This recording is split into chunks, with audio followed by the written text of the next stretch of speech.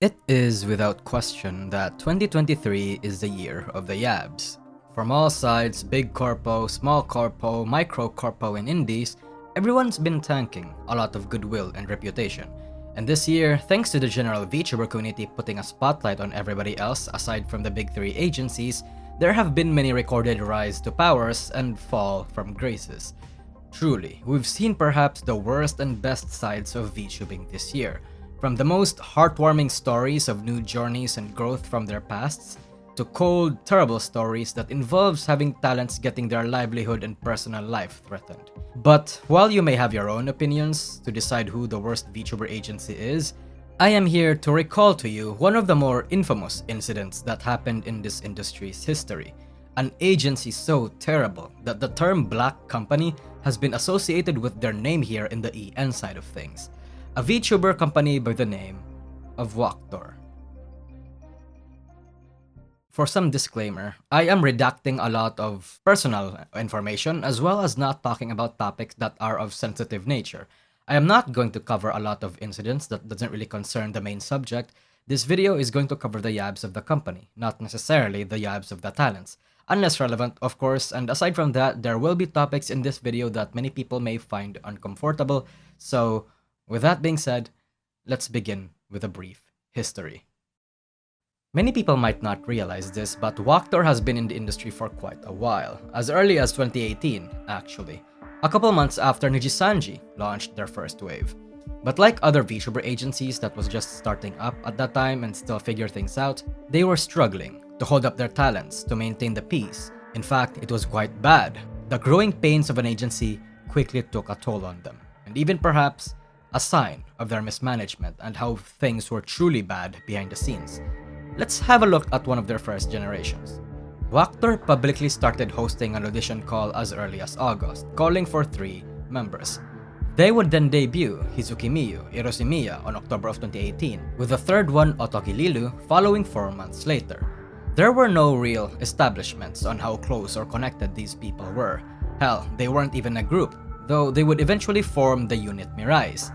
Another audition call would open for new members of the group and another generation, but in less than a year, one of the OGs, Otogi Lilu, graduated. Reasons for graduating is unknown, but shortly after her graduation, the new generation that they opened audition calls for debuted around the same time. Ryo, Aina, Yuyu, and Hana. Ryo was terminated due to a breach of contract literally 2 months later in December though, and keep the termination in mind because it foreshadows and hints at a problem that WACTOR has from the very beginning. In any case, the first generation Rise got their new members come December as well, Leah and Pio, and unfortunately, Rise would suffer a heavy blow as another OG member, Irisumiya, would graduate shortly after. Not only that, but another VTuber, Kokoro Ichiru, would join the second generation, and very shortly after, 2 more terminations would happen, Aina and Yuyu from the second generation. And then Ichiru herself, come late 2020, would also retire due to management issues. Of the VTubers that remained on WACTOR at the time, only these remained, where they would wipe all of their previous group names and merge to form one unit named WACTOR. And a lot of them were gone via terminations. Terminations are a rare occurrence in many VTuber agencies. It's something of a last resort. Many reputable companies will try to resolve issues that the talent has or hard wrangle or reprimand them when they do things or plan to do something wrong. Nobody wins in a termination. The agency tanks a reputational hit and the VTuber in question loses a lot of respect and the fanbase gets a very bad and depressing time. But when you have terminations and contractual breaches left, right, and center, even as a small company, it's only a matter of time that many people's eyebrows are going to get raised. That red flags and certain patterns will get identified. And if we were to be graceful and give them the benefit of the doubt, this was a time where the industry was still new and agency culture was still fresh. Nobody really knew what to do. And for a time, it would seem like that was the case with WACTOR. Because come 2021, that was when they'd really find their niche in the market, with their expansion towards the Spanish-speaking demographic.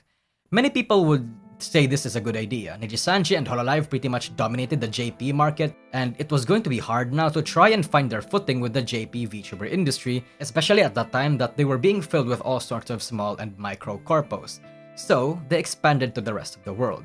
The members made their own content and videos catering to the Spanish demographic, and they would even expand over to Bilibili, given that Hololive just lost their massive presence there and created a power vacuum, and particularly since Bilibili sponsored them.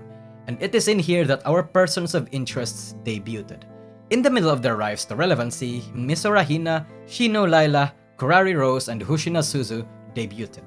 They would open auditions for a new generation and establish themselves as a strong and sizable agency, and their talents would even breach 100k subscribers and the newer talents riding on their wave. Overall, it seemed like they were finally shedding their shell, learning from their mistakes, and started caring more about how the world saw them and how they operated and how they treated their talents. Even during their rise, there were still many problems, yes. There were the usual graduations and contractual breaches, but still again, perhaps they were just growing pains. After all, even Nijisanji's absolute dominance in 2018 had a lot of managerial problems as well. Hololive back in their golden year of 2020 also had many glaring issues that even the most dedicated fans could not ignore. Point is, even in an agency's best eras, there will always still be problems. And those problems don't necessarily mean that they are a bad company. What if we still gave them a shot? 2022 was a time rife with problems for WACTOR. A time where any normally competent company was supposed to make use of the lightning they just caught in the bottle to reflect and improve upon their growing pains. In the beginning of the year, Hana was nuked, stopping all activities due to health reasons, and come March, they would gain international attention in the worst way possible. Remember Shino Laila, one of our persons of interests? See, when she debuted in 2021, she got suspended 5 months later for contractual breaches apparently. And now, in 2022, well, WACTOR came out with an announcement that attached her real name, with all the intentions of filing a suit against her. And that the reason why this was happening was because she streamed on a PL account. Why she did this was because, allegedly, WACTOR delayed payments for her and had to get her income somewhere. It essentially trapped her. And this told the community two things. One, WACTOR had an exclusivity clause where the talents are not allowed to make content under different aliases for as long as they are in the company, unlike Nijisanji and Hololive, who can make whatever fucking content they want to make in their PL accounts. And two, WACTOR was a very scary agency to be under and to be a fan of. An agency that may actually be deserving to be called a black company. I know black company is a word loosely thrown around these past couple of months, but this time, everyone actually meant it. At the time this was happening, another WACTOR VTuber and fellow genmate of Laila, Kurari Rose, got suspended for unknown reasons. But given WACTOR's track record of suspensions and what eventually happens, I think we all know where this was gonna go. In fact, both Laila and Rose, and another who was presumed to be Hana, who just retired this year due to health reasons, would actually respond to WACTOR in a coordinated series of Twitter posts, with them announcing what they would do with the company going forward. Laila indicated that what happened to her was illegal, and Rose wasn't even aware that she breached any contractual terms and that the termination was a one-sided affair with zero communication. Both Laila and Rose said two important things. WACTOR was uncooperative. They were not responding to their prompts. To add insult to injury, fellow Gen member Hoshino Suzu also declared that she would retire a few months after Kurari Rose and Shino Laila was suspended.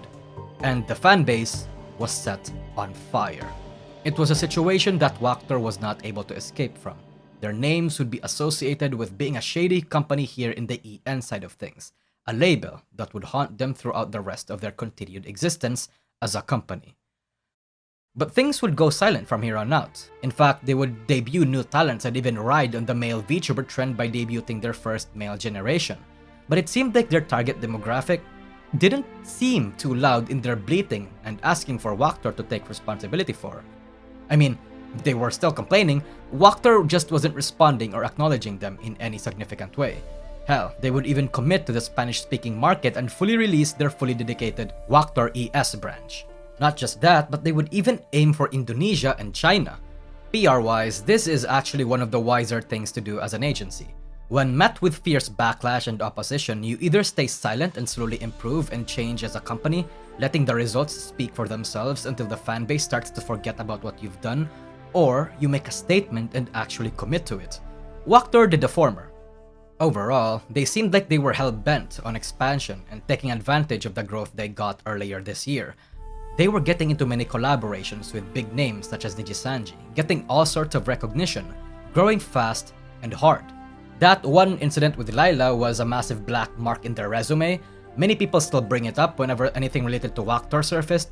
The EN side of things saw them as terrible, yes, but aside from that, things were going as planned for them. Things were going seemingly smoothly, with the key word there being seemingly. Come 2023, it became quite obvious that things were not looking up for them. In fact, this was the year where WACTOR would officially die. Let's rewind the clock a little bit. Back in July of 2022, a couple months after the Layla and Rose drama, there was a thread started by a certain indie VTuber who shared her experiences in almost joining WACTOR, even to a point of speaking with their higher-ups, but when she saw the contract, she thought that WACTOR was just not it, full of contractual terms and clauses that were oddly dangerous. It was a tweet that was just discovered by many during the start of the year.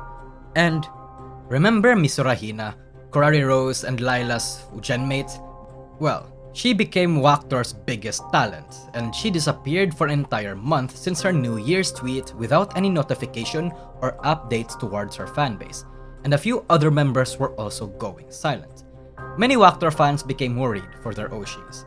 Eileen, now Shino Layla, had this to say about it, essentially throwing shade at her former agency's silence and hoping that everybody will soon realize the absolute state of the company. And remember that indie earlier that spoke out about her experiences of almost joining WACTOR? Well, she was threatened and was told to remove her thread, with many others told to remove any content related to WACTOR if they were negative. WACTOR would of course respond to this, asking fans to be supportive of the members and even throw a little implication that they may pursue legal action. Not just that, Layla and Kurari Rose would update their fanbase yet again, sharing a coordinated tweet regarding their legal progress with the company, and they all said the same thing. WACTOR was bluffing. They did not respond to all attempts to contact them, and now they're hiding away.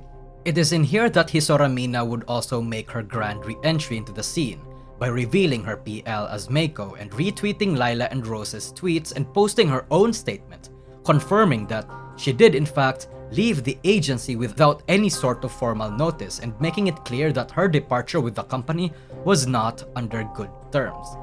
It's important to note that all of this crippled WACTOR's operation to a massive degree. Mitsurigu and a lot of their big hitters leaving WACTOR and publicly shaming them like this hurt the company's financials a lot. Perhaps even without the big talents leaving, WACTOR was never financially stable in the first place though, as Hina would actually confirm and mock WACTOR for being unprofitable and being in the red for quite some time. After all this went down, WACTOR was feeling a lot of pressure externally and internally. See, it wasn't just the destroyed support of their general fanbase that absolutely screwed them over, it was one other problem that added a lot of unnecessary internal package: the favoritism. We've talked about favoritism in this channel a lot, with Nijisanji being the most notorious example. But while Nijisanji's favoritism for Luxium back in 2022 was understandable in the business sense, because they were the cash cows and it made sense that as a for-profit agency, Nijisanji would go this route. But the favoritism in WACTOR was for a not so understandable reason in any capacity and any sense at all. That is, if the favoritism rumor was true though. It basically goes like this. A certain member, Mitsurigu, was accused to be favored by the CEO and the agency, getting all sorts of events and amenities, while the other girls, especially in the Espanol side of things, were not so accommodated, despite them averaging higher numbers. Of course, this could be explained by many things, like the fact that Leah was Japanese and a lot of the better performing members were not, making it difficult to communicate and include them in the amenities that WACTOR could offer the Japanese girls. Perhaps it could even be the xenophobia, given, Japan's track record when it comes to foreigners. But again, the explanation that a lot of schizos opined on was the fact that apparently Leah was having an intimate relationship with the CEO. And suffice to say, a lot of the demographic bought the rumor and actually tried confronting Leah about it. And what did not help was the fact that Leah tried to address and debunk this, and nothing really came out of it. She basically said something along the lines of, "There's no way to prove that I slept with the CEO, but there's also no way to prove that I did not." which is a very roundabout and confusing way to basically state that people will not believe what she'll say anyway and still believe their own rats. But while that point is good, this statement could have been worded better. In fact, it just made her a lot more suspicious, actually. There's also an added point to the rumor that she was the one responsible for the graduation of the girl she didn't like. Ultimately though, she graduated from WACTOR, getting the chance to become an indie unlike a lot of those that WACTOR discharged. This served to actually kind of enforce the favoritism sentiment, actually. It made some people upset, as their name was dragged through the mud with so much pressure, talents leaving left and right, resources bleeding, public goodwill going down the drain. It's the sort of thing that just makes a CEO break. Around 2 or 3 weeks after all of this went down, WACTOR decided to burn itself, as an attempt to scorch the earth below them and in hopes of rising out of their ashes like a phoenix. The rising out of the ashes part is their attempt to rebrand the company and the talents. Their new generations were given new names, and they'd put down their websites to rebrand, an attempt to get away from the WACTOR brand and the negative connotations associated with it. In terms of business, this makes sense, so they could salvage the company. But what did not make sense in any capacity was the scorching the earth part. WACTOR put out a notice that seemed like what was their response to the legal notices made by Kurari Rose and Lila, threatening legal action against the members who were responsible for exposing and burning down their reputation. However, they did one other thing, and that was when they fully hard-doxxed their former golden goose. This was leagues above what they did to Lila. Not to downplay the severity of the actions against Lila, of course. In Lila's case, they only showed her real name. In this case though, they revealed more than that. They included her full name, her ID number, and her general location. Information that would have been more than enough to get some unruly and dangerous individuals to find her.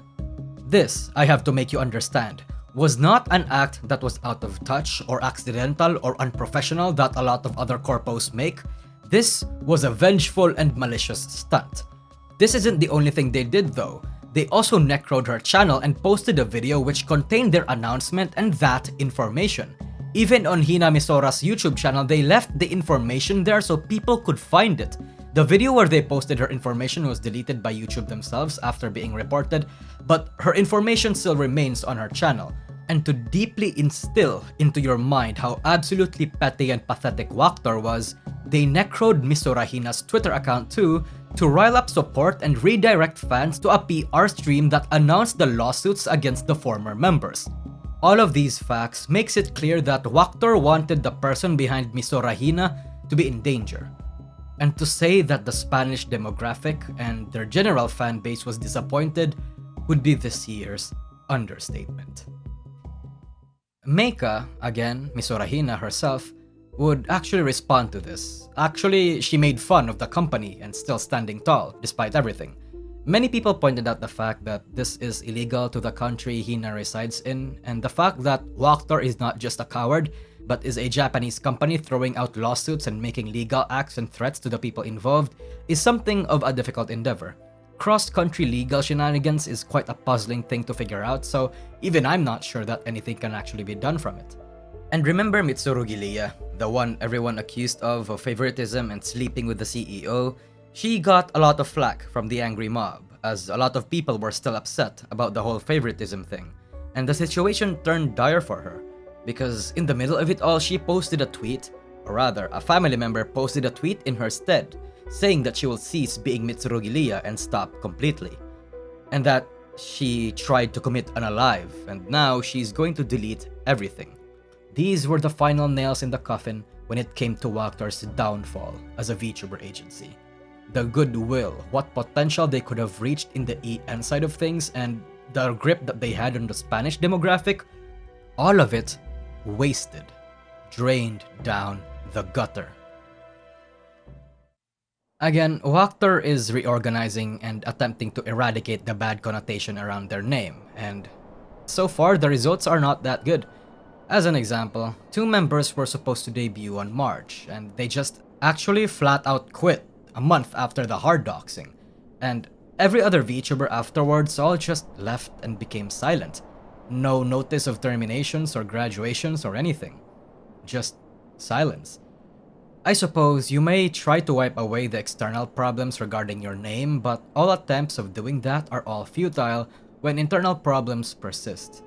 After this whole situation, a lot of the members expressed concerning sentiments regarding self-harm and depression. I'd like to respect their privacy, but the reason I'm telling you this is because a lot of people don't quite understand or grasp how big this was, how traumatizing and terrible this situation was to the people involved and to the agency's fanbase. I originally wanted to talk about what happened to everyone that left the agency, but I'd have to track everyone down. I also figured that that will be going out of the scope of this video, even though a lot of them have actually branched off and have had some interesting developments afterwards. A lot of the former members have re-debuted as indies, and other people, like Lila, are now even part of better VTuber agencies. Of course, I'd rather not find all of them. Frankly, that would be an undertaking that would be too much effort for little value in this video. As for WACTOR, we may never know what it is going on internally. The official Twitter account is still posting event updates and all that sort of stuff, but with their biggest hitters, no, actually most of their talent's gone, this company may never, ever recover in any way at all. Really, this was an interesting case of a company as old as Nijisanji and who could have potentially reached a similar level of popularity and renown in the Spanish side of things. Someone who had similar grand goals of expansion, but without the internal integrity to make it happen. It serves as a warning to many who may wish to join an agency, that despite the popularity, the public reputation, the community reception, we never truly know what is going on behind the scenes. In a small and interconnected industry, riddled with NDAs and non-competes and company secrets, all information the fanbase can get from these agencies are those that the talents are allowed to share or information that bubbles or erupts to the surface. There might be countless others that could arguably contest for the title of the worst VTuber agency. Although we may call WACTOR the worst VTuber agency now, it is only the worst one that we know of.